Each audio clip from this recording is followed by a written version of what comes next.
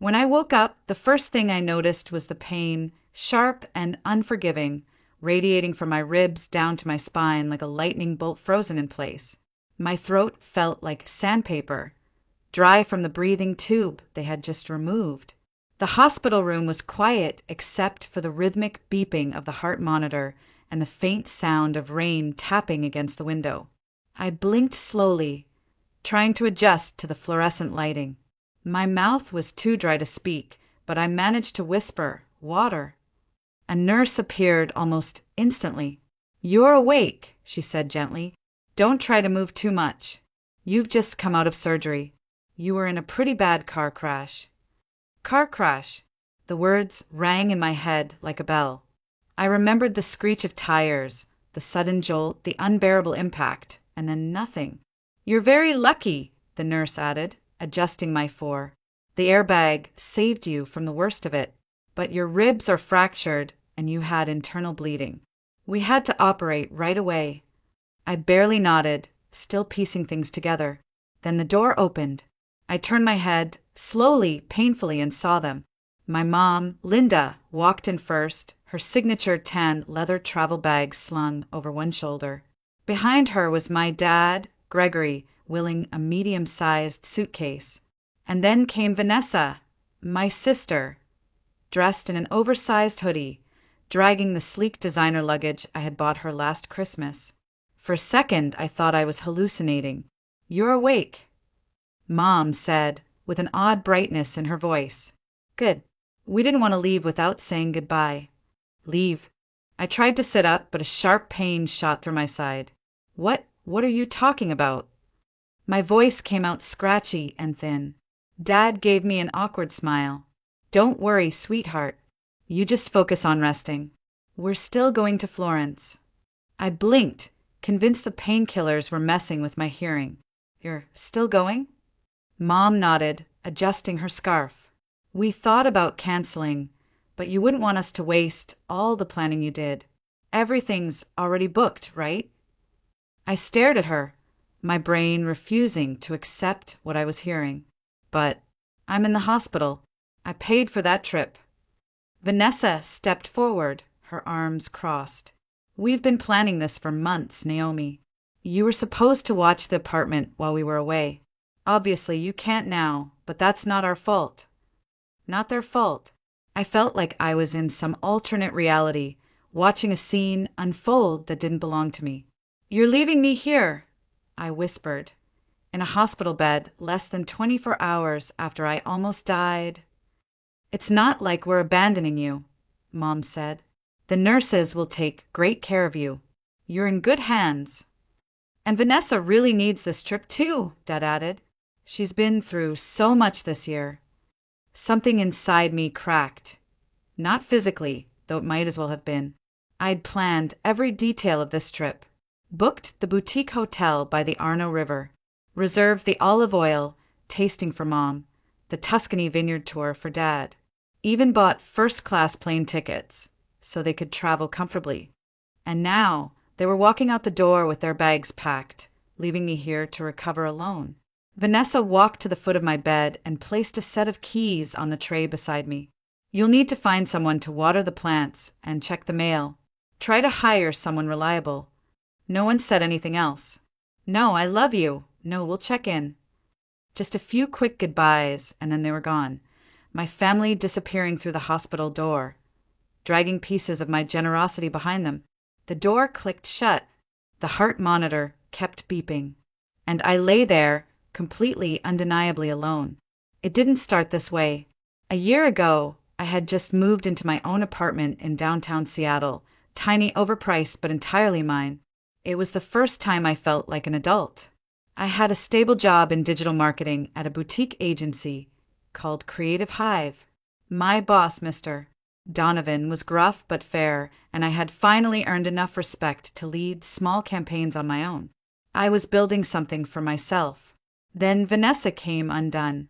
She had always been the golden child, older, prettier, louder, the one with the big dreams and even bigger opinions.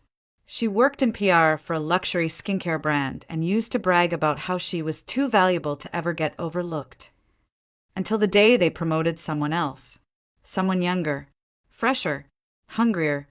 I remember her bursting into my apartment, mascara running down her face, throwing her designer bag onto my couch like it had personally betrayed her. "They picked Sarah over me," she said, voice trembling. "Do you know how long I've been carrying that team? How hard I've worked?" I offered her a blanket, made her tea, let her vent. I thought it was just a bad day, a temporary blow to the ego. But the next morning she quit, just like that. No backup plan, no savings, no strategy. Mom called me a few days later, whispering like she was hiding from reality. "Naomi, your sister is going through a hard time. She needs space, support," which of course meant money. At first, I helped without hesitation. She was my sister. Family steps up. I paid for her therapy, helped cover rent at our parents' house, ordered groceries when Mom said things were a little tight, but weeks turned into months. Therapy 4 times a week, organic groceries, boutique skincare for mental health. Meanwhile, I was living off microwave dinners and instant coffee just to make rent. "Vanessa's making progress," Mom would insist. "Her therapist says she just needs a bit more time." From where I stood, all I saw was a grown woman in yoga pants scrolling LinkedIn on the couch while rejecting job offers because they don't align with my personal brand. I started picking up freelance clients on the side, working late into the night, weekends, lunch breaks. My calendar bled red with deadlines.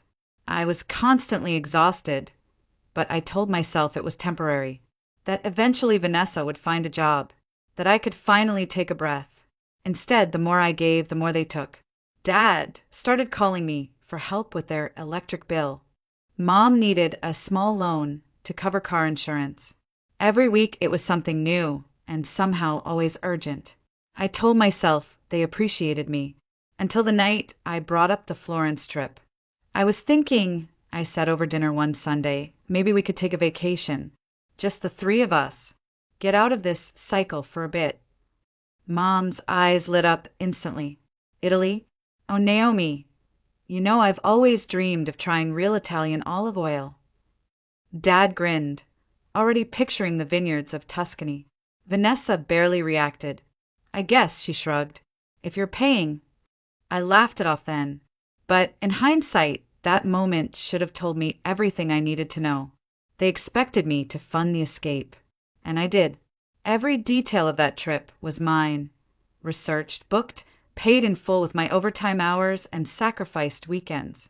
It was supposed to be our reset button, our fresh start, but that was before the crash, before the hospital bed, before they walked out the door without me. The room was still, too still. They had been gone for 10, maybe 15 minutes.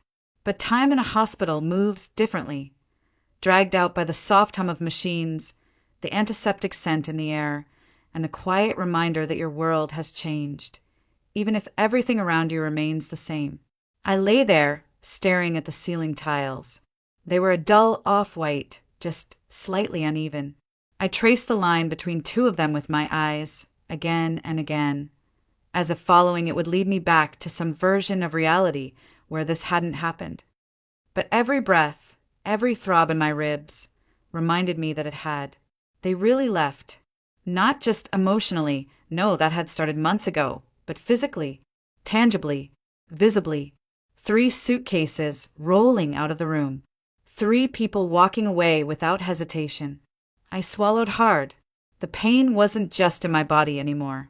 A nurse passed by my door, glanced at the monitor, and stopped. Her voice was soft. "Your heart rate's a little elevated, honey. Are you all right?" I looked at her, then down at my hands, still slightly shaking. Could I get my phone?" I asked. "It should be in my things." She nodded and returned a few minutes later with a small plastic bag. Inside was my phone, charger, and wallet. Everything I'd had in the car before the crash. My fingers closed around the phone like it was the only real thing anchoring me. It lit up immediately, still intact. My background, a photo of me, Mom, and Dad at last year's Christmas dinner flashed across the screen. We were all smiling. I stared at it for a long moment, then changed it to the default wallpaper. A blank, faceless blue. I opened my email. There it was. The Florence folder. Color-coded, perfectly labeled. A masterpiece of my own making. Flights. Hotels. Tour confirmations. Restaurant reservations. Every single detail. And just like that, something inside me clicked. If they saw me as nothing more than a travel planner, a credit card, a background presence they could silence and leave behind, then fine. I'd play the part. I tapped the first email. The boutique hotel near the Arno River. I had booked a suite with a terrace, thinking Mom would enjoy sipping espresso as the sun rose over Florence. I canceled it. Then came the olive oil tasting, the vineyard tour, the skip-the-line museum passes, the private walking guide. Each one disappeared with a few swipes and clicks, dissolving like sugar in rain. One by one, I erased the trip, and with each cancellation, a strange feeling washed over me. It wasn't satisfaction, not yet, but it was something close, like justice, or maybe clarity. The last thing left was the return flight. I hovered over the button for a moment, watching the screen breathe beneath my finger. I wondered how long it would take them to realize, up in the air, champagne in hand, imagining luxury, completely unaware they were flying into nothing. Then I tapped cancel. The confirmation email popped up instantly. No refund, of course, just a single line. Your booking has been canceled. I put my phone on silent, laid it face down on the bedside table, closed my eyes. They'd figure it out soon enough. Maybe not today. Maybe not until they landed and tried to check into a hotel that no longer had their name. But eventually they would know. And maybe, just maybe, they'd finally feel what it was like to be left behind. I woke just past 3 a.m, not from pain, but from a sound, low, persistent, mechanical. It took me a moment to recognize the soft vibration coming from my bedside table, the familiar hum of a phone in distress. One buzz, then another, then many more in rapid succession. It was relentless, like a heartbeat racing out of rhythm. And I didn't need to check to know why. They had landed. My hand, still slightly weak from the 4, reached across the sheets until my fingers curled around the cold edge of the phone. The screen lit up instantly, revealing a stream of messages that poured in like a storm breaking through a window. Text after text blinked in, urgent, chaotic, as if the sender's panic could reach me faster through sheer volume. Mom's name appeared first. Naomi, the hotel says they don't have our reservation. Can you check? A minute later, Vanessa. What the hell, Naomi? We're standing in the lobby with our bags. This isn't funny. Then Dad, always more clipped, but no less commanding. Call us now. We need the tour confirmations. I stared at the screen for a moment, then placed the phone face down on the table beside me. It continued to buzz against the surface like an angry wasp, but I didn't touch it again. Not yet. By the time breakfast arrived, a tray of watery eggs and dry toast, I had 15 missed calls. By lunchtime, 42. That afternoon, somewhere between my second dose of painkillers and a visit from the nurse, I began keeping a tally on the back of my hospital meal menu. Missed calls, Mom 25, Dad 18, Vanessa 48, unread texts over 50, voicemails 21, all untouched. Oddly, I felt no anger. That emotion had burned itself out somewhere between the surgery and the moment they left me here without looking back. Now, all that remained was a strange kind of detachment. I read the messages like someone flipping through the last pages of a novel they've read before. Not because they didn't care, but because they already knew how it would end. Vanessa's words blinked on the screen. You're cruel and selfish. We're stranded in a foreign country. Mom followed closely. This isn't how you treat family. I am so disappointed in you. Family. That word again. So easily tossed around. as though it still meant something after everything they had done. I let out a dry, humorless laugh that tugged at the stitches along my side. It hurt, but I didn't mind. Pain, I had learned, could be honest. I was scrolling through yet another message from Vanessa, some long-winded complaint about how I'd ruined their vacation, when the door creaked open. Dr. Reynolds stepped inside, holding a mug of real coffee and a tablet tucked under one arm. His gaze moved from the tray of untouched food to the still-ringing phone on the nightstand. "Is that what I think it is?" he asked casually. I nodded once, not trusting myself to speak. He walked over, lifted the phone, and studied the name flashing on the screen. Mom, again, before sighing softly. "Naomi," he said, his voice calm but firm. "You've had over 100 calls in less than a day. This is a hospital, not a call center." I lowered my eyes. "I'm sorry." I tried to ignore it. He didn't reply. Instead, he accepted the call and held the phone to his ear. "This is Dr. Reynolds from St. Luke's Medical Center. Naomi is recovering from major surgery and needs uninterrupted rest. I need to ask you to stop contacting her." Even from across the room, I could hear the shrill pitch of my mother's voice on the other end. "I don't care about any surgery. Put her on the phone. She needs to fix this." Dr. Reynolds stared at the device in his hand, a flicker of disbelief passing over his face before he hung up the call without another word. Then, with measured patience, he slipped the phone into the pocket of his white coat. "You'll get this back after your next round of medication," he said simply. "For now, focus on healing." And just like that, the buzzing stopped. The silence that followed wasn't empty, it was sacred. For the first time since the accident, the room felt still. Not abandoned, not lonely, just peaceful. The next morning passed like a fog. Without the constant buzzing of my phone, time blurred into a gentle quiet filled with soft footsteps in the hallway and the occasional murmur of nurses, exchanging shift notes outside my door. I let myself rest, truly rest, for the first time in what felt like months.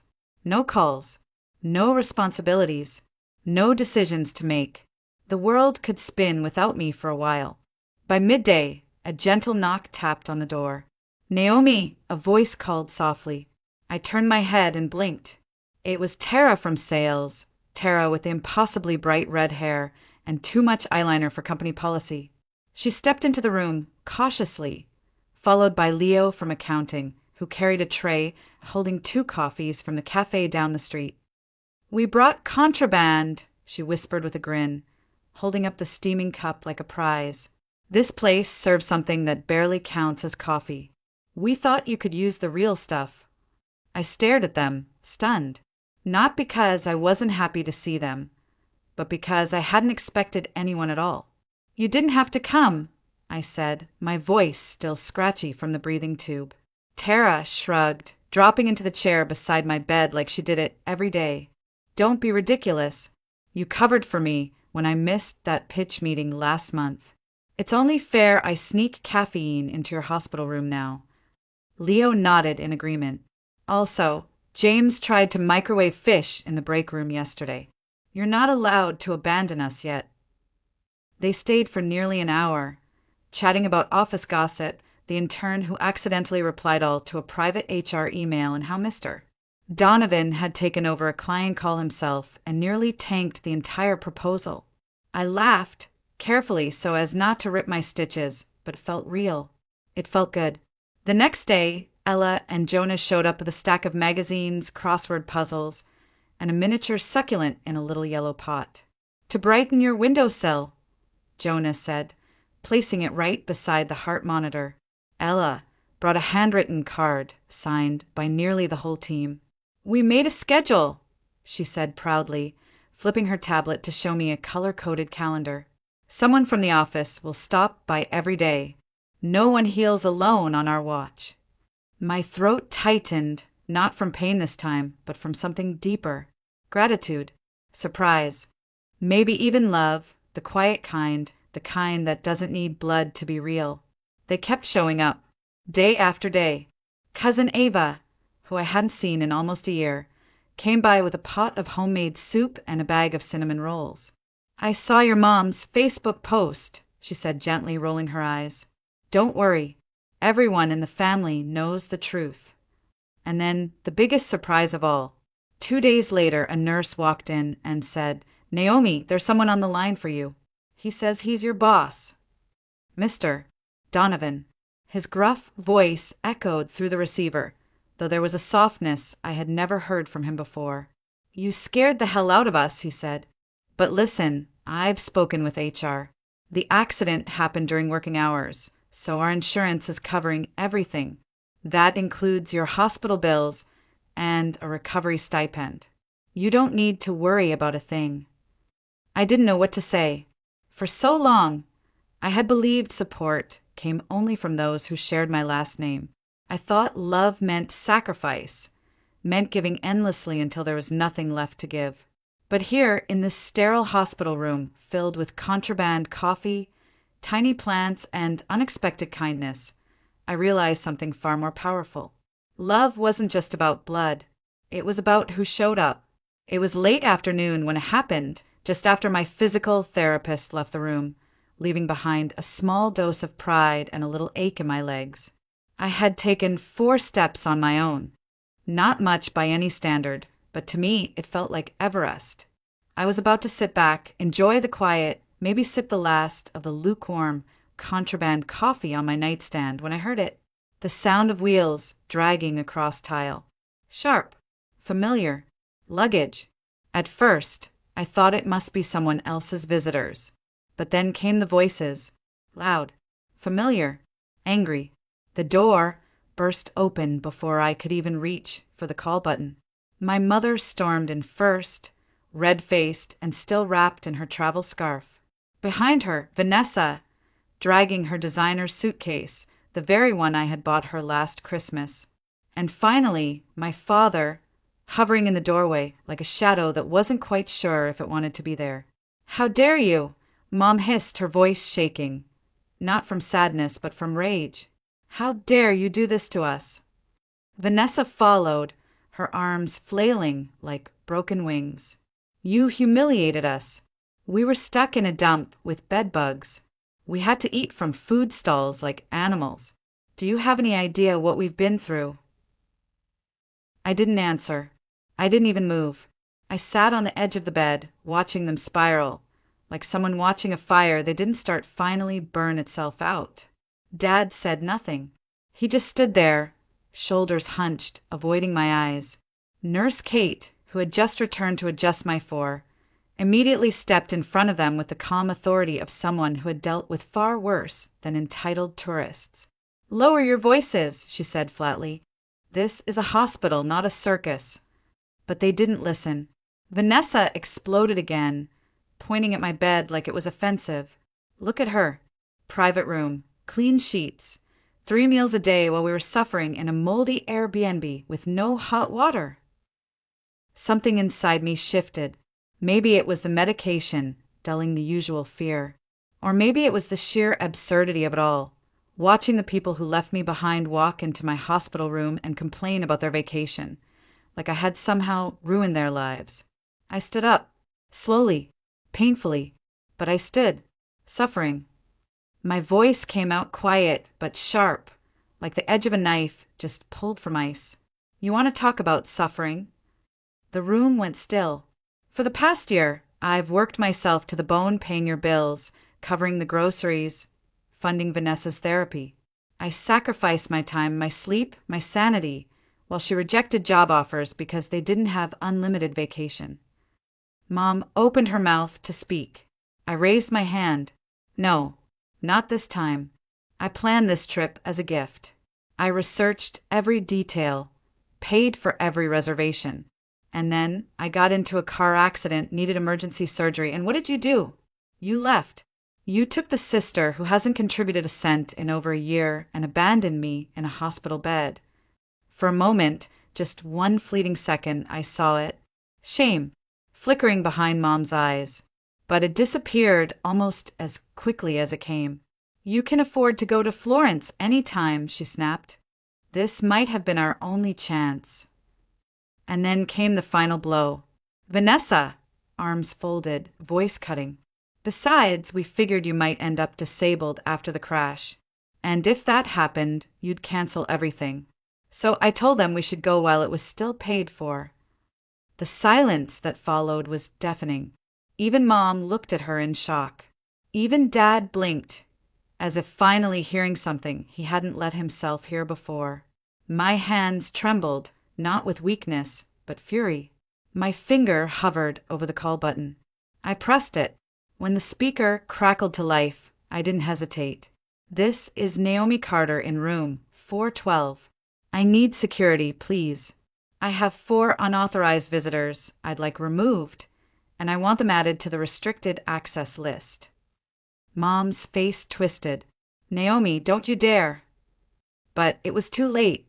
Within seconds, 2 hospital security guards stepped into the room, flanking the doorway like sentinels of reason. This patient is recovering from surgery, one said. We're going to have to ask you to leave. I watched steady now as they were escorted out. Mom's protests echoed down the hall. Vanessa shouted about betrayal. Dad said nothing. He never did. And then they were gone. The morning after the storm, the room felt different. Lighter somehow, as if the air itself had been cleared of something heavy and unseen.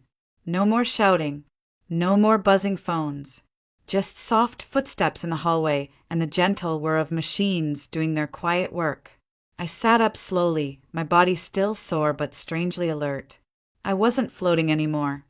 The fog had lifted, replaced by something sharp, focused, resolute. There was no more room left for guilt, only clarity. When the nurse returned my phone, slipping it into my palm like she was handing back something delicate, I held it for a moment without turning on the screen. Just the weight of it in my hand felt symbolic. This was more than a device. It was a tether, a ledger, a weapon, a mirror. I powered it on. The notifications poured in. Over 100 missed calls. Dozens of texts.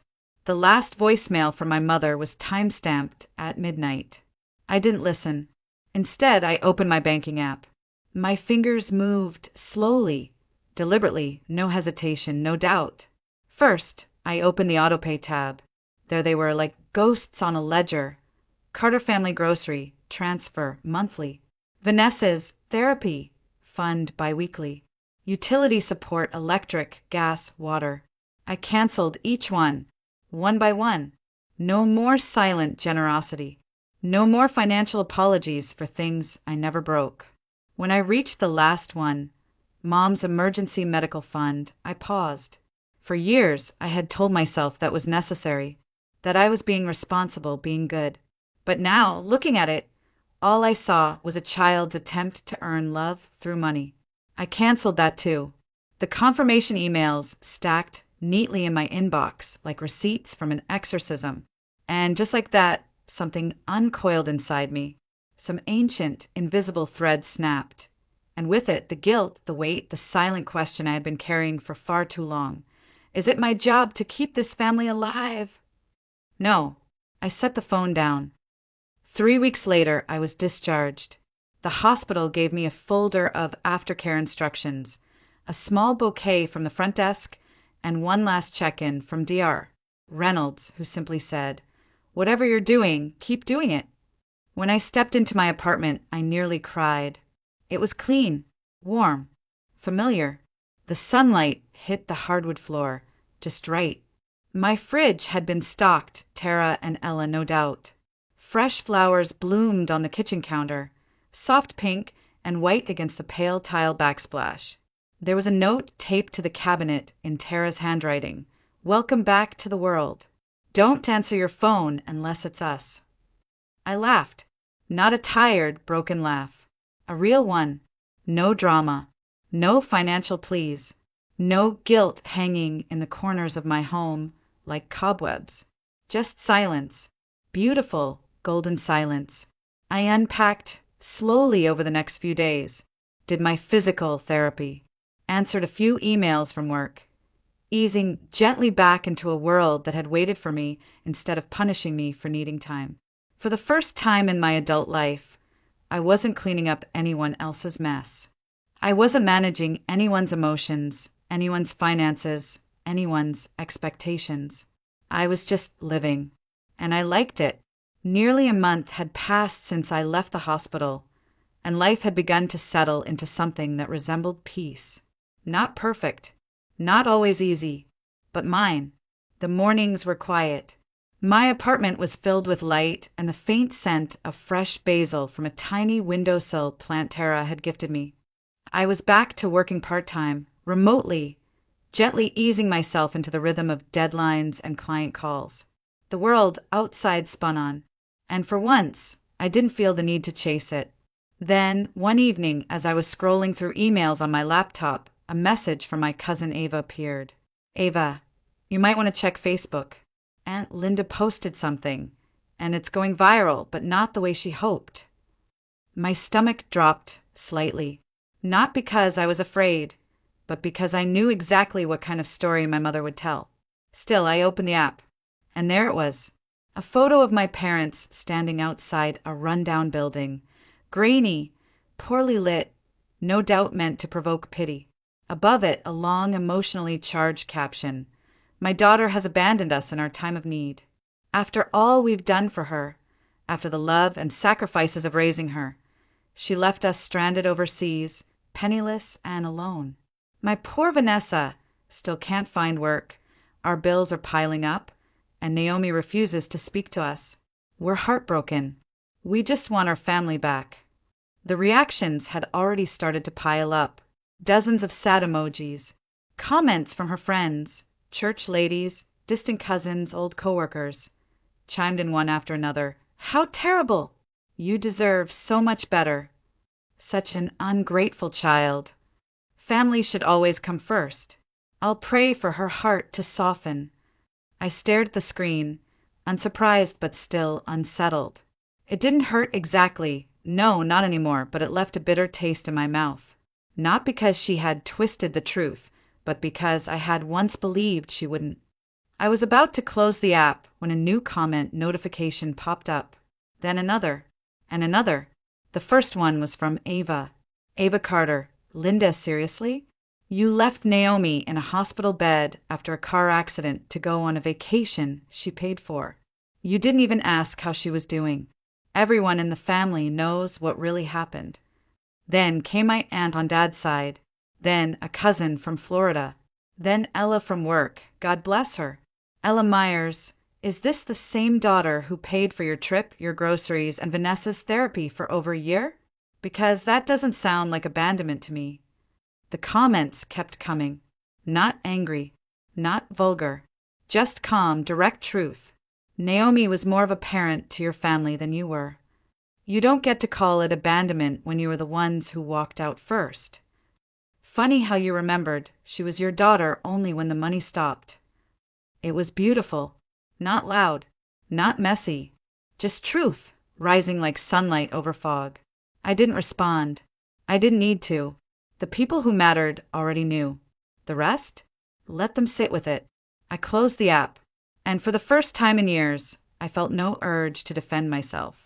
It was a quiet Sunday morning when I finally opened the old email folder labeled Florence. For weeks, I had let it sit in my inbox untouched, just a relic of a trip that never happened. A trip that once symbolized everything I thought my family needed, and everything I thought I could fix. But now, as the sun streamed through the window and cast soft golden lines across my kitchen counter, I looked at it differently, not as a reminder of what had been taken, but as a blueprint of what could still be reclaimed. I clicked on the folder. The hotel I'd chosen all those months ago, Boutique Arno, with its ivy-covered balconies and view of the river, was still listed in my search history. I refreshed the page. A single room, for months from now, was available. I booked it without hesitation. Then came the tours, the olive oil tasting in the Tuscan hills, the vineyard walks, the small, private cooking class tucked in the corner of a family-owned trattoria. I booked them all, not for 3 people this time, just for me. There was something deliciously quiet about doing it alone. No compromises, no budgeting for others, No worrying if someone would complain about walking too far or eating too late. Every moment was mine to shape, every decision mine to make. When the final confirmation email arrived in my inbox, I stared at it for a long time. The subject line read, Benvenuta a Firenze. Welcome to Florence. I smiled. That evening, I closed my laptop and walked over to the window. The city lights of Seattle blinked softly in the distance, reflected in the wet pavement below. Somewhere in another version of the story, I would have been in Florence months ago, carrying my mother's bags, adjusting Vanessa's complaints, trying to force a smile for a family that didn't know how to love without strings attached. But that version no longer existed. I wasn't managing anyone's feelings anymore. I wasn't financing anyone's lifestyle. I wasn't hoping, silently, to be appreciated for doing things no one asked me to do, but everyone expected. My phone buzzed again, another unknown number. Probably another attempt to pull me back into the spiral. I didn't even glance at it. I turned the phone off, slid it into the drawer, and returned to the window. 3 more months. 3 more months, and I would be standing on the cobblestone streets of Florence, not as a daughter trying to hold her family together, but as a woman who had finally learned that walking away isn't weakness. It's the first step toward freedom.